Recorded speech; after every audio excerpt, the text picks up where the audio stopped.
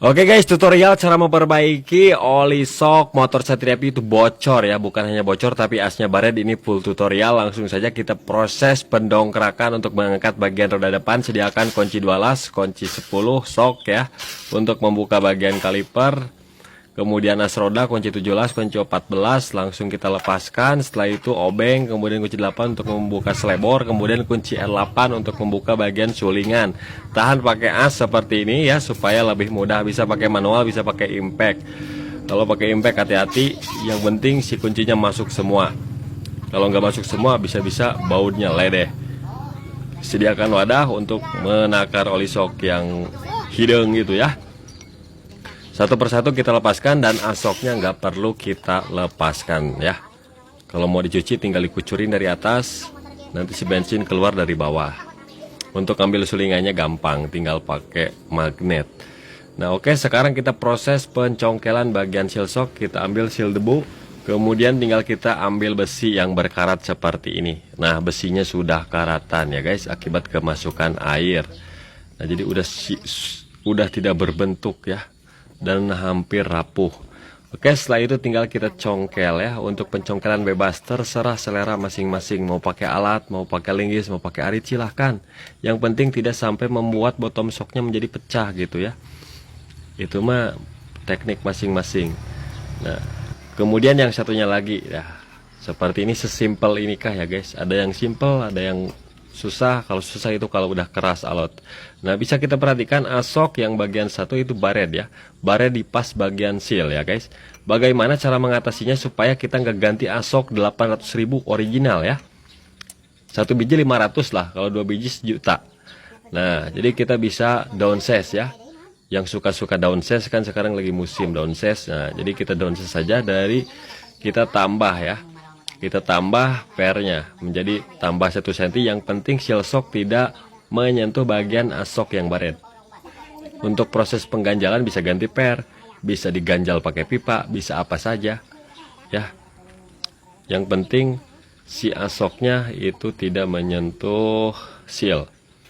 Nah jadi posisinya seperti dua-duanya ya, dua-duanya di downsize ya. Jadi pernya saya ganti per kopling yang lebih panjang. Nah ketika kita ganti sulingan tambah per tuh, si sealnya itu di atas yang baret ya, di atas yang baretnya. Ketika main jadi si seal itu naik ke atas, turun lagi ke bawah, jadi nggak melewati asok yang baret. Kemudian di bagian pipanya ini kita potong 1 cm supaya sempurna, pernya nggak terlalu panjang, nggak kekerasan gitu guys. Kalau misalkan nggak dipotong nanti kekerasan ya. Kemudian kita tutorial pemasangan seal shocknya guys, jangan sampai kebalik ya. Nah caranya pakai alat seperti alat biasa lah, alat biasa, tapi ini sangat bermanfaat sekali. Sekali gedor, 2 kali gedor bisa langsung pas dan lurus ya.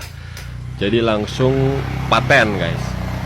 Nah setelah lurus rata di bagian sepinya, tinggal dipasang saja sepinya langsung guys.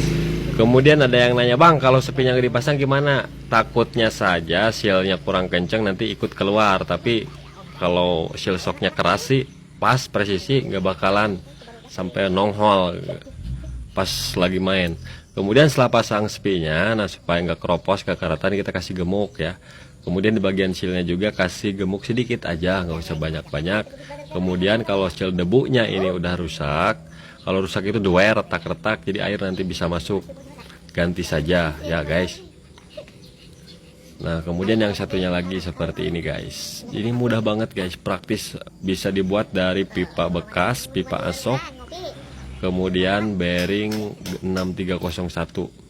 Itu pas banget guys tuh. Sip ya guys, paten pokoknya mah. Nah kemudian pasang spinya.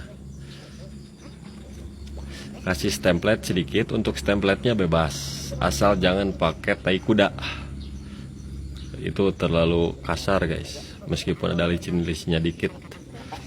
Nah oke, sudah guys. Setelah itu tinggal kita langsung pasangkan ulang guys. Semua per pipa udah bisa kita bersihkan secara todong. Jadi mau dibuka asoknya silahkan, nggak dibuka juga nggak masalah.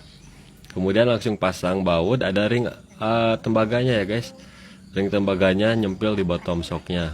Kalau mau dikasih lem dikit boleh, seal tip juga boleh, supaya nggak bocor. Tapi kalau saya nggak dikasih apapun nggak bocor guys. Kalau yakin langsung kita kencangkan pakai manual, pakai asnya guys. Nah oke sip, tuh dia udah main guys, udah main. Yang satunya lagi sama kita pasang. Nah, pakai kunci L8 ya guys. Pakai mata obeng ketok juga bisa. Cuman kita nanti pakai kunci shock 8 gitu kalau nggak ada kunci. Nah, kalau misalkan mutar sulingannya dari atas bisa ditahan pakai mur M12 ataupun M10. Nah, kemudian pipanya udah kita potong guys. Pipanya udah potong. Tinggal kita pasang pernya, ada ring ya di bawah. Nah, langsung pasang. Kemudian untuk takaran olinya kita kasih 100 mili ya, standarnya juga 100 mili. Kalau misalkan ada jeduk, tambahin lah 15 mili lagi. Yang penting kalau epi sih ada jeduknya, kalau standar juga. Kalau jeduk tambahin lagi gitu guys. Oke, setelah itu tinggal kita proses pemasangan bagian spakbor, kemudian roda ya, rem, dipasang semuanya lagi. Nanti kita coba. Ini kondisi 100 mili guys. Gampang lah kalau pasang nambah oli mah gampang ya, tinggal buka baut 17 dari atas aja. Ini kita rakit ulang. Oke, setelah kita kencangkan, buka dongkrak, langsung kita nyod. Nah, kemudian kita nyod sambil kita angkat apakah terjadi ngebeledak atau tidak. Kalau misalkan masih ngebeledak ya kita tambah lagi oli shocknya guys. Nah ini sekitar 6 cm jaraknya.